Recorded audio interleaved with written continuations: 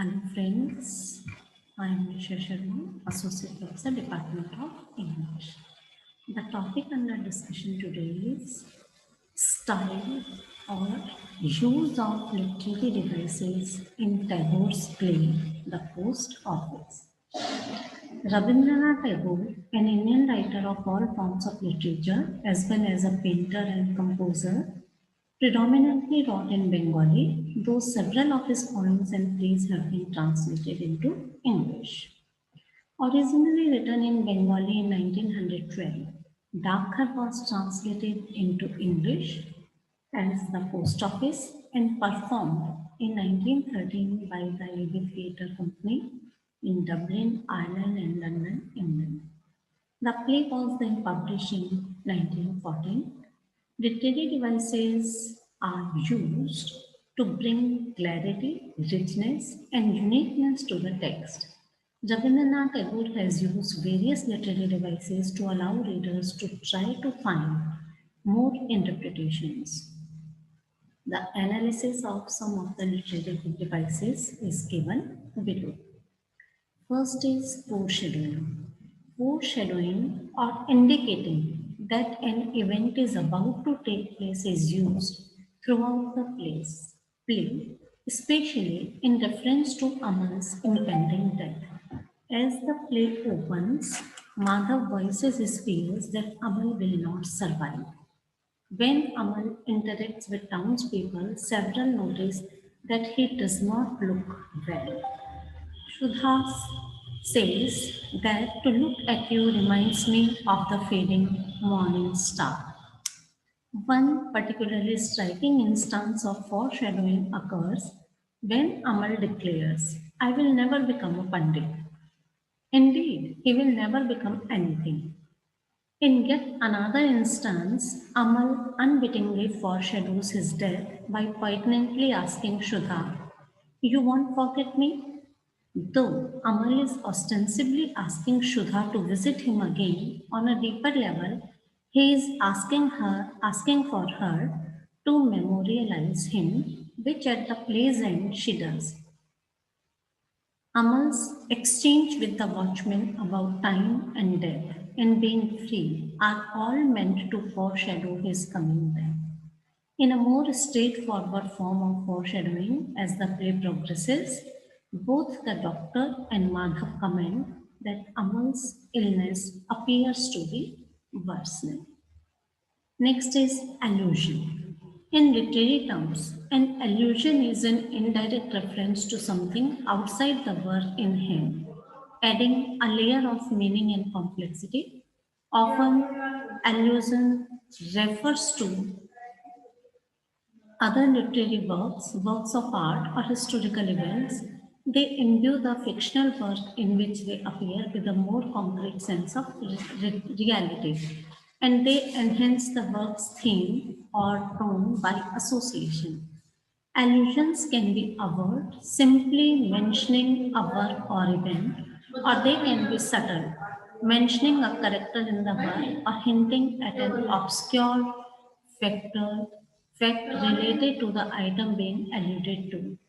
Allusions often require that the reader is already knowledgeable with the works or events that are referred to in order for them to be effective. There are three straightforward allusions in the post office. First is Ayurveda. The first allusion is that of Ayurveda, an ancient Hindu medicinal practice that the doctor quotes as his source for his treatments in the beginning of the play. Medical practice in India largely follows Ayurvedic principles. The philosophy is several thousand years old. Today, Ayurvedic medicine is still utilized in India, though this is often in tandem with modern or Western medicinal practices. However, roughly two-thirds of people living in rural India still rely on Ayurveda as their primary mode of treatment. Next is Ramayana. The second allusion is to the Ramayana, which Amal says his auntie is always reading.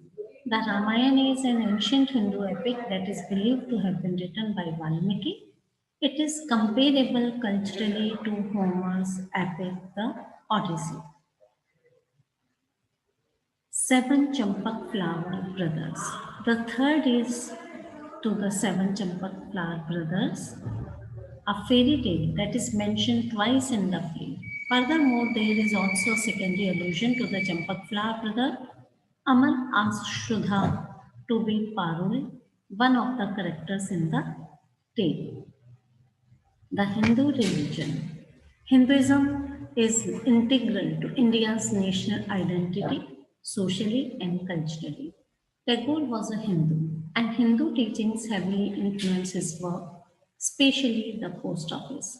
Indeed, one of the core tenets of the Hindu religion is reincarnation, the idea that one's soul lives in many physical bodies during its journey.